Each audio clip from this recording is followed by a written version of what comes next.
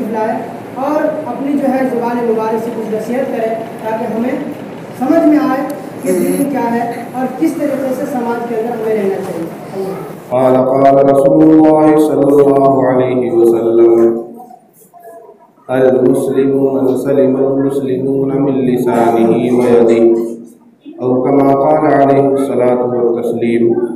رسول مجتبیٰ کہیے، محمد مصطفیٰ کہیے، رسول مجتبیٰ کہیے، محمد مصطفیٰ کہیے، خدا کے بعد بس وہ ہیں، پھر اس کے بعد کیا کہیے۔ جب ان کا ذکر ہو دنیا سراپا گوش ہو جائے، جب ان کا نام آئے مرحبا صلی علی کہیے۔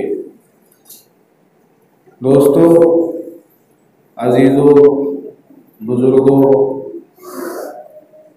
اور دینی بھائیوں، اللہ تبارک و تعالیٰ کا بے انتہا احسان و فضل ہے اور اس کی کرم فرمائی ہے کہ ہم اس کے مقدس گھر میں بیٹھے ہوئے ہیں، اس کی عبادت کے لیے، اس کی پرستش کے لیے، اس کی پوجا کے لیے آئے ہوئے ہیں۔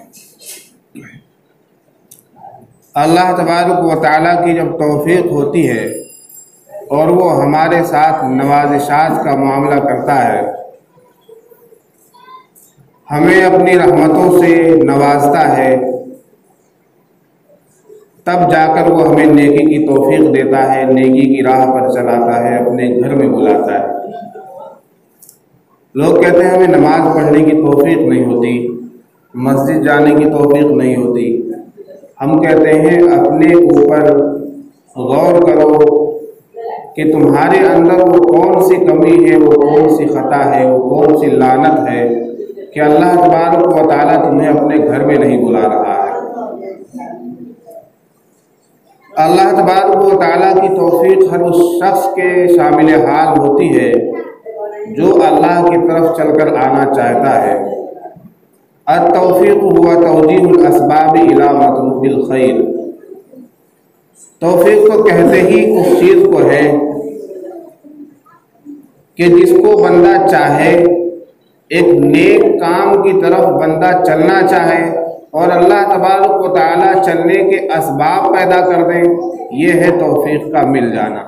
ایک آدمی چاہتا ہی نہیں ہے تو اسے ملے گی کیسے؟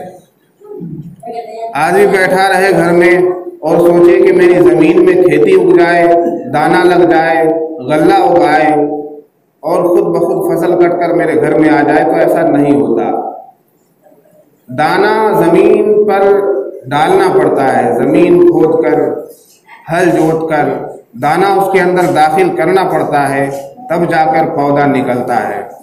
تو پودا نکالنا اللہ کا کام ہے، لیکن دانہ ڈالنا کس کا کام ہے؟ یہ تو ہمارا اور آپ کا کام ہے۔ اسی طرح سے توفیق ملا کرتی ہے۔ دنیا کے کاموں میں تو ہماری سمجھ میں آتا ہے کہ ہم کوئی کام کریں گے تب جا کر کوئی کام بنے گا۔ ہم صبح نکلیں گے تب شام کو روزی لے کر لوٹیں گے، لیکن دین کے کام میں ہماری سوچ یہ ہو گئی ہے کہ بیٹھے بٹھائے دین مل جائے گا، بیٹھے بٹھائے نماز کی توفیق مل جائے گی، بیٹھے بٹھائے ہمیں قرآن پڑھنا آ جائے گا، بیٹھے بٹھائے ہمیں نماز کا طریقہ آ جائے گا۔ تو ایسا نہیں ہوتا۔ جو سوچ ہماری دنیا کے تعلق سے ہے کہ دنیا بغیر کمائے، دنیا بغیر نکلے، دنیا بغیر محنت کیے نہیں مل سکتی، یہی سوچ ہماری دین کے تعلق سے بھی ہونی چاہیے کہ دین بھی بغیر محنت کیے، بغیر قدم چلائے، بغیر مشقت اٹھائے نہیں آ سکتا۔ اور ہم لوگوں کا آج حال کیا ہے؟ ہمارا معاشرہ، ہمارا سماج، ہمارا ماحول کیا بنا ہوا ہے؟ صبح اٹھے، شام تک کھانا کمانا ہوا، روزی کمانا ہوا، شام ہوئی، کھانا کھایا اور بستر پہ سو گئے۔ ساری زندگی اسی تگ و دو میں گزر جاتی ہے کہ کیسے گھر بنے، کیسے مکان بنے، کیسے دیوار سیدھی ہو، کیسے اس سے جھگڑا جو ہے نمٹے۔ یہ تمام باتیں ہماری زندگی کے اندر ہوتی ہیں جو دین سے باہر کی ساری باتیں ہیں۔ ضروریات کی باتوں کو ہم نے इतनी अहमियत दे दी है कि ज़रूरियात से बाहर हम निकल ही नहीं रहे। जो असल मकसद है, जो असल चीज़ें हैं, वो ज़रूरियात से आगे की चीज़ें हैं। दो चीज़ें हैं सिर्फ हमारे सामने, दीन और दुनिया। तो हमने अपनी ज़िंदगी का इन्हिसार सिर्फ दुनिया के ऊपर कर लिया है कि दुनिया ही सब चीज़ है। सुबह दुनिया, शाम दुनिया, दोपहर दुनिया, उठने के बाद दुनिया, सोने के बाद दुनिया, सोचने में दुनिया, करने में दुनिया, निकलने में दुनिया, कदम चला रहे हैं दुनिया के लिए, घर बना रहे हैं दुनिया के लिए, खा रहे हैं दुनिया के लिए, कमा रहे हैं दुनिया के लिए। दीन हमारी सोच से निकल चुका है। हालांकि नजात मुकम्मल दीन में है।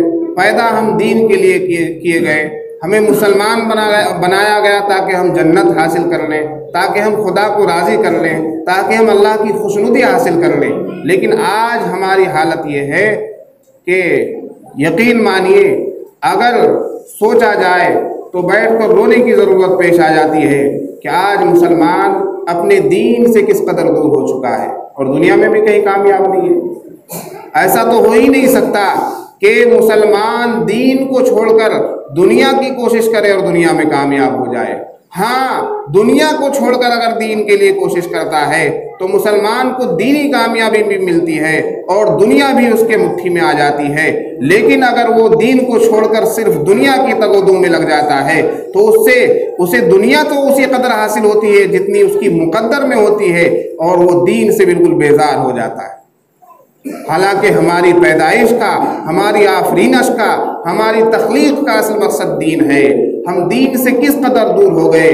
दीनी तालीमात हमारे माशरे में नहीं है, हमारा माहौल दीनी अखलाक से बिल्कुल दूर है। क़ाल अल्लाह व क़ाल रसूल की सदाओं से हम महरूम हो चुके हैं। कुरान की तिलावत की आवाज़ से हमारे कान महरूम हो चुके हैं। क्या वजह है कि आज हम और हमारा माशरा, हमारा समाज, हमारे नौजवान, हमारे बच्चे, हमारे बूढ़े, वो तमाम के तमाम लोग दीन से दूर हैं।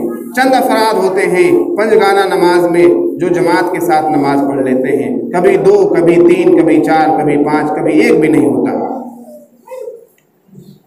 और आबादी सैकड़ों की है, आबादी हज़ारों की है, लेकिन क्या वजह है कि नमाज में एक भी बंदा नहीं आ रहा है? क्या अल्लाह तबारक व तआला 3 वक्त की रोटी तमाम मुसलमानों को नहीं खिला रहा? क्या तमाम मुसलमानों पर अल्लाह तबारक व तआला की नवाज़िशात की बारिशें नहीं हो रही हैं? क्या तमाम लोगों की खेतियों में अल्लाह तबारक व तआला की तरफ से गल्ला नहीं उग रहा है? दुनिया की तमाम चीज़ें, ये सारी कायनात अल्लाह तबारक व तआला ने हमारे और आपके लिए बनाई है और हमें अपने लिए बनाया है। लेकिन हमने अल्लाह को छोड़कर कायनात को अपना लिया, हमने अल्लाह को छोड़कर दुनिया को अपना लिया, हमने अल्लाह की याद को छोड़कर, अल्लाह के जिक्र को छोड़कर, अल्लाह के अहकामात से मुंह मोड़कर सिर्फ दुनिया की ज़िंदगी को अपना नमूना बना लिया और दुनिया के पीछे दौड़ने लगे। इस कदर दौड़े, इस कदर भागे कि ना हमारे पास दुनिया रही, ना हमारे पास दीन रहा। दुनिया हासिल करने के लिए झूठ बोलिए, दुनिया हासिल करने के लिए मक्कारी कीजिए, दुनिया हासिल करने के लिए फरेब कीजिए, दुनिया हासिल करने के लिए दूसरों को धोखा दीजिए, दुनिया हासिल करने के लिए 2 नंबर की कमाई कीजिए, दुनिया हासिल करने के लिए हरामखोरी कीजिए। ये तमाम चीज़ें हमने अपने लिए जायज़ कर ली हैं क्योंकि हमें दुनिया हासिल करनी है। किसी तरह से दुनिया हासिल हो जाए, समझ में ये बात नहीं आती कि आदमी दुनिया लेकर करेगा क्या? क्या कब्र में लेकर जाएगा? क्या हश्र में लेकर जाएगा?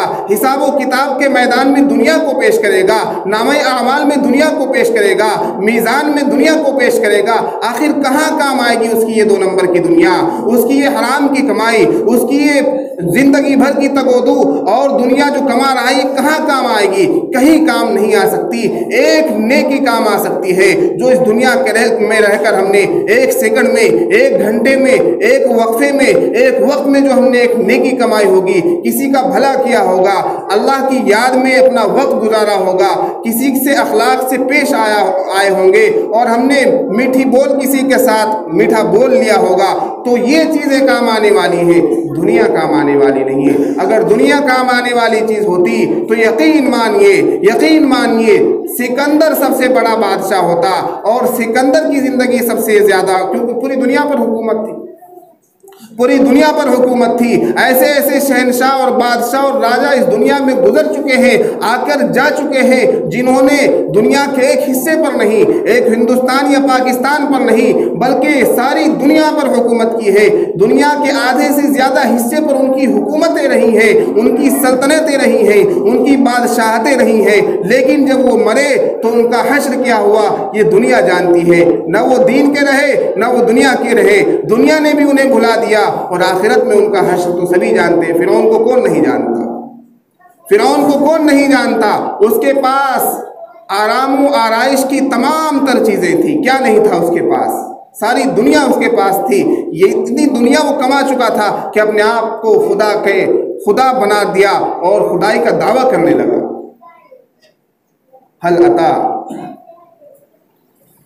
सूरह नाज़ियात में अल्लाह तबारक व तआला ने मूसा अलैहिस्सलाम को ये फरमाया कि जाओ फिरौन के पास जाओ, और सरकश हो चुका है, अपने आप को खुदा समझ बैठा है, लोगों को कहता है मुझे खुदा मानो।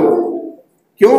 जो बादशाह होता है रियाया उसके ताबे होती है, बादशाह के हुक्म से ही सिक्के चलते हैं, बादशाह के हुक्म से ही नोट चलते हैं, बादशाह के हुक्म से ही जो है तमाम गल्ले और तमाम साजो सामान का जो इंतज़ाम होता है वो बादशाह करता है। तो फिरौन अपने आप को खुदा बना चुका था, लेकिन उसका हश्र क्या हुआ? मौत कैसे आई? पानी में गर्क हो गया, पूरी कौम के साथ गर्क हो गया, और ज़िंदगी भर के लिए जब उसकी आँख बंद हुई तो तमाम जहन्नम में जलेगा, तमाम उम्र जहन्नम में जलेगा। तो एक काफिर जो सारी दुनिया कमा कर चला जाए, एक काफिर जो सारी दुनिया लेकर चला जाए और इस दुनिया से गुजर जाए, अब जो असल ज़िंदगी आई है हश्र और आखिरत वाली ज़िंदगी, वो उसके लिए बिल्कुल अंधेरा है, वो उसके लिए बिल्कुल तारीकी है। वो ज़िंदगी उसके लिए अजाब है, और ऐसा अजाब है जिसमें रोज़ाना बढ़ोतरी होती रहेगी, ऐसा अजाब है जिसमें रोज़ बरोज़ इजाफा होता रहेगा, वो अजाब बढ़ता रहेगा और कभी भी वो अजाब ख़त्म नहीं हो सकता। और एक मुसलमान है, सारी ज़िंदगी ज़िल्लतें उठाता रहे, सारी ज़िंदगी मशक्क़तें उठाता रहे, सारी ज़िंदगी वो अपना मकान न बनाए, दो रोटी खाकर अपना गुजारा करता रहे, हर तरह की मुश्किलात से गुजर कर वो इस दुनिया से चला जाए, लेकिन अल्लाह का फरमाबरदार रहा हो, रसूल का फरमाबरदार रहा हो, उसने अपने माँ बाप के दिल को ठेस नहीं पहुँचाया हो, उसने दुनिया में रहकर खुशगवार ज़िंदगी गुजारी हो, अखलाक़मंद ज़िंदगी गुजारी हो, दीनदार ज़िंदगी गुजारी हो, तो वो मरने के बाद जो खुशहाली पाएगा, जो खुशनसीबी पाएगा, जो खुशबख्ती पाएगा, और जन्नत के जिन बागात में उसका गुजर होगा, उसका मुकाबला सारी दुनिया की सल्तनतें बादशाहतें मिलकर नहीं कर सकती है। दोस्तों, आज हम लोग इस बात को समझने के लिए तैयार नहीं हैं। दुनिया दुनिया दुनिया, सुबह शाम दुनिया किसी तरह से हासिल हो जाए, ज़मीनें मिल जाए, मकानात बन जाएं, बंगले बन जाएं, कोठियाँ बन जाएं, गाड़ियाँ आ जाएं, चाहे किसी तरह से भी आ जाए। मैं नहीं कहता कि माल रखना दुरुस्त नहीं है और माल का होना आदमी के लिए गलत बात है, नहीं, माल कमाइए, दुनिया कमाइए, खूब कमाइए, जायज़ रास्ता इख्तियार करके कमाइए, अल्लाह की फरमाबरदारी के साथ माल कमाइए, अल्लाह तबारक व तआला की ताबेदारी के साथ और रसूल पाक सल्लल्लाहु अलैहि वसल्लम की इत्तिबा के साथ आप माल जमा कीजिए, तिजारत कीजिए। तिजारत से किसने मना किया है? सहाबा किराम रिज़वानुल्लाहि अलैहिम अजमाइन में ऐसे बड़े बड़े तुज्जार गुजरे हैं, ऐसे बड़े बड़े ताजिर गुजरे हैं कि उनके बैंक अकाउंट अभी तक खुले हुए हैं, उनकी पूंजी अभी तक दूसरों में बट रही है, तकसीम हो रही है, उनका पैसा अभी तक सदक़े जारिया में जा रहा है। बताइए कितने बड़े मालदार गुजरे हैं। बिलियन और बिलियन से भी ज़्यादा पैसा एक एक सहाबी के पास था, लेकिन वो जायज़ की कमाई थी, वो तिजारत की कमाई थी, वो बरकत की कमाई थी। उन्होंने एक पैसा भी किसी से मार कर नहीं लिया था, उन्होंने एक पैसा भी किसी का दिल दुखा कर नहीं लिया था। उनके यहाँ तो ये तक भी धोखा नहीं था कि मेरे पास जो माल है उसे गलत कहकर बेच दूँ कि इतना का लिया है, इतना का ले लो, ये माल ख़राब है तो अच्छा कहकर बेच दिया। ऐसा कुछ उनके दौर में नहीं था। हुज़ूर पाक सल्लल्लाहु अलैहि वसल्लम का गुज़र एक ताजिर के पास से हुआ और उस ताजिर के सामने गल्ले का ढेर लगा हुआ था, ऊपर से सूखा हुआ गल्ला है, नीचे से गीला गल्ला है। आप सल्लल्लाहु अलैहि वसल्लम उस गल्ले के ढेर में हाथ डाल देते हैं, देखते हैं कि अंदर नमी है, جو اندر کا غلہ ہے گیہوں ہے اس میں نمی ہے، تری ہے، پانی ہے، اور جو باہر کا غلہ ہے وہ سوکھا ہوا ہے۔ آپ صلی اللہ علیہ وسلم نے فرمایا یہ مسلمان کی عادت نہیں ہے، یہ مسلمان کی فطرت نہیں ہے، تم نے اس اندر کے غلے کو باہر کیوں نہیں کیا؟ آ کر آنے والا اور خریدنے والا یہ دھوکہ کھا کر کے اس کا غلہ سوکھا ہوا ہے لے لیتے ہیں، وہ لے کر چلا جائے گا تو یہ بھی دھوکہ ہے۔ بتائیے، ان کے اندر تو یہ بھی دھوکہ نہیں تھا، یہ ادنا قسم کا دھوکہ یہ بھی نہیں تھا ان کے اندر، لیکن آج ہم جھوٹ بول کر بیچنا سامان کو جائز سمجھتے ہیں کہ یہ آج کل کی دنیا داری ہے، اس کے بغیر ہماری تجارت چل ہی نہیں سکتی۔ یہ بہت بڑی غلط فہمی ہے، یہ شیطان نے ہمارے اندر جو بات ڈال رکھی ہے کہ جھوٹ بولے بغیر تجارت ہو ہی نہیں سکتی۔ کیوں نہیں ہو سکتی؟ بڑے بڑے مالداروں کو میں آپ کو دکھا دوں گا جو مسلمان نہیں ہیں، جو کافر ہیں، ان کے ناموں کے ڈنکے بج رہے ہیں دنیا کے اندر، وہ جھوٹ بول کر اپنا ایک سامان نہیں فروخت کرتے، اور مسلمان بغیر جھوٹ بولے سامان بیچ ہی نہیں سکتا۔ تو یہ ہماری اخلاقی پستی، ہمارا کردار کس قدر گر چکا ہے کہ دوسرا آدمی ہمیں دیکھ کر جو سبق حاصل کرنا چاہیے تھا وہ آج ہمیں دیکھ کر ہماری دکان سے دور بھاگ جاتا ہے۔ یہ مسلمان کی دکان، آ رہی ہے بات سمجھ میں؟ جو میں سمجھانے کی کوشش کر رہا ہوں آ رہی ہے بات سمجھ میں؟ آج ایسا کیوں ہے؟ اس بارے میں غور کیجئے، بیٹھ کر تھوڑی دیر کے لیے سوچئے کہ ہم کس لیے پیدا کیے گئے، ہمیں اللہ تبارک و تعالیٰ نے دنیا میں کیوں بھیجا ہے؟ آخر کیوں آدمی پیدا ہوتا ہے اور مر جاتا ہے؟ کیوں پوری زندگی گزارنے کے بعد اس دنیا سے چلا جاتا ہے؟ کیوں؟ اس لیے کہ اس دنیا کا کوئی وجود ہے ہی نہیں، یہ دنیا رہنے کے لیے ہے ہی نہیں، اس دنیا کا یہ آدمی نہیں ہے۔ بتائیے، آپ اس دنیا کو اپنے مطابق پاتے ہیں؟ آپ کو چلنے کے لیے چپل کی ضرورت ہے، پہننے کے لیے کپڑوں کی ضرورت ہے، کھانے کے لیے آپ جو سبزیاں لاتے ہیں اس کو پکانے کی ضرورت پڑتی ہے، طرح طرح کی مشکلات کا سامنا کرنا پڑتا ہے، مشقتیں اٹھانی پڑتی ہیں، تب جا کر کھانے کا ایک سامان بنتا ہے، پہننے کے لیے ایک لباس بنتا ہے۔ معلوم یہ چلا کہ یہ جو دنیا ہے یہ ہمارے لیے نہیں ہے، اسے ہم اپنے مطابق بنانے کے لیے پتہ نہیں کیا کیا پاپڑ بیلتے ہیں۔ ہماری جو دنیا ہے، ہماری جو اصل زندگی ہے، ہمارا جو اصل ٹھکانہ ہے وہ تو جنت ہے۔ جنت میں کسی بھی چیز کی مشقت نہیں کرنی پڑنی، کسی چیز کے لیے جنت میں مشقت نہیں کرنی پڑے گی، نہ کھانا بنانا پڑے گا، نہ لباس بنانا پڑے گا۔ جنت میں نہ کسی درزی کی ضرورت پڑے گی، نہ کسی باورچی کی ضرورت پڑے گی، نہ کسی مکان بنانے والے کی ضرورت پڑے گی۔ آٹومیٹکلی ہمارے مکانات بنے ہوئے ہوں گے، محلات بنے ہوئے ہوں گے، جس چیز کی کھانے کی ہم خواہش کریں گے وہ کھانے کی چیز ہمارے سامنے آ جائے گی، جو چیز پہننے کی ہم آرزو کریں گے وہ پہننے کی چیز ہمارے سامنے آ جائے گی۔ تو یہ جنت ہے۔ معلوم یہ ہوا کہ ہمارا جو اصل گھر ہے، جو ہمارے مزاج کے موافق ہے، ہمارے مزاج کے مطابق ہے، وہ جنت ہے، دنیا نہیں ہے۔ دنیا کو تو ہم اپنے مزاج کے مطابق بنانے کے لیے طرح طرح کے مشکلات کا سامنا کرنا پڑتا ہے۔ ہمیں مکان بنانے کے لیے مستری لاؤ، اینٹ لاؤ، بجری لاؤ اور بالو لاؤ، پتہ نہیں کیا کیا دقتیں اٹھا کر پھر مکان بناتے ہیں، وہ رہنے کے لائق بنتا ہے۔ کئی طرح کی دقتیں اٹھا کر کھانے کی چیز بناتے ہیں، وہ کھانے کے لائق بنتی ہے۔ آ رہی بات سمجھ میں جو میں سمجھانا چاہ رہا ہوں؟ تو میرے دوستو، یہ دنیا ہمارا اصل ٹھکانہ نہیں ہے۔ ہم اپنے آپ کو آخرت کے لیے تیار کریں، اور آخرت کے لیے کب تیار ہوں گے ہم؟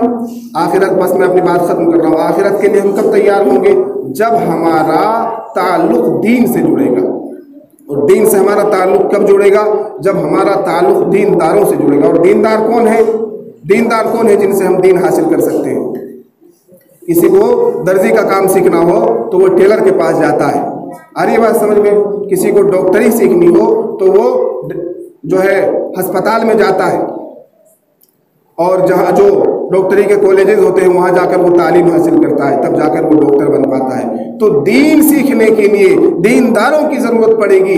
دیندار وہ دیندار جنہیں دینی علوم آتے ہوں، جنہیں قرآن و سنت پر دسترس حاصل ہو، جو احادیث کا علم رکھتے ہوں، جو قرآن کے تراجم پر مہارت رکھتے ہوں، ایسے لوگوں کی، ایسے علماء کی، ایسے فصحاء کی، ایسے فقہاء کی ہمیں ضرورت ہے۔ اور ہمیں اپنے گاؤں کے اندر، اپنی بستی کے اندر، اپنے محلے کے اندر ایسے فقہاء پیدا کرنے ہوں گے، ایسے علماء پیدا کرنے ہوں گے جو ہماری دنیا کی فکر نہ کریں، ہمارے دین کی فکر کریں، ہمارے دین کی فکر کریں۔ جب ہمارا دین درست ہو جائے گا تو وہی علماء جو ہمارے دین کی فکر کرتے ہیں وہی ہماری دنیا کی بھی فکر کریں گے انشاءاللہ تعالی۔